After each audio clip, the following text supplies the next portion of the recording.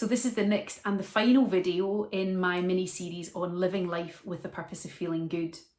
Now, out of all of the things I've shared with you in these videos, this is the one I found the hardest, because this is the one where it's about saying yes to what feels good and no to what doesn't feel good. Now, as you'll have seen in previous videos, I tend to, or certainly have tended to, be more focused on pleasing others and doing what I felt was the right thing to do. And so the good feelings came from other people feeling good. So I've really had to work on a shift around focusing more on what feels good for me and not worrying so much about what it feels like for other people. But the sense of obligation and responsibility has been really hard to let go of. So I don't know if you can relate to that, where you find yourself saying yes to things that don't feel good, but you're doing it for other people.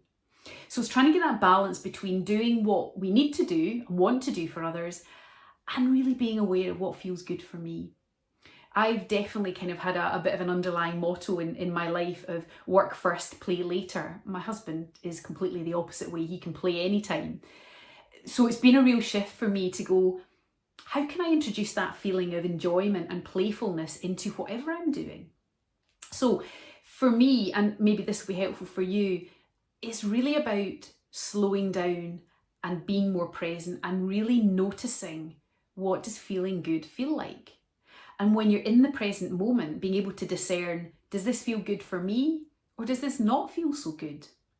So really slowing down and noticing that is a really helpful way to start to really get to know what feels good, what feels really good on the inside. And you might be surprised at what you find. So I would have said that exercising was something that felt good.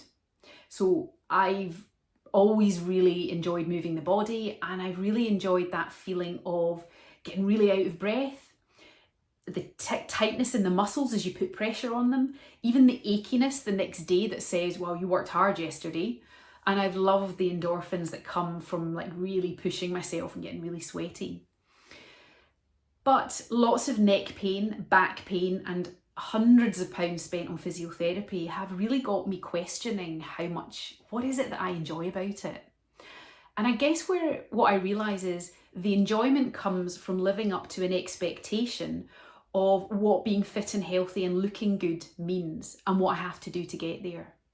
So really, the good feelings are more about an expectation. Mine, certainly.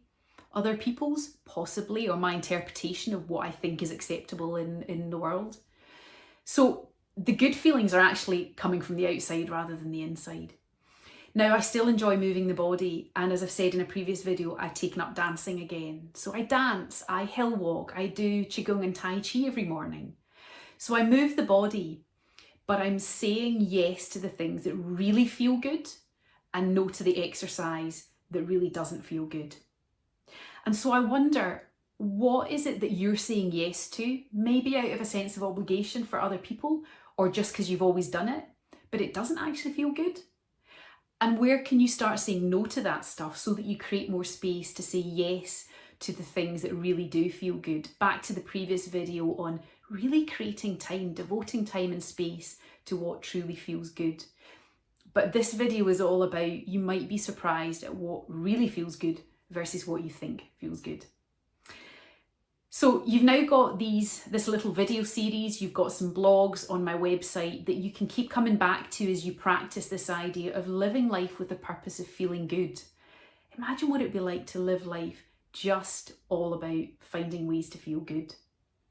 Now, I just want to finish with a little invitation that if you're thinking, this sounds great, Susan, I really want to do this, but I'm struggling, I don't quite know where to start, then I'm offering a half-hour coaching conversation. We can jump on a call and we can just have a chat about it and see what comes up. But equally, just go and have a go at it. Just follow the energy of feeling good.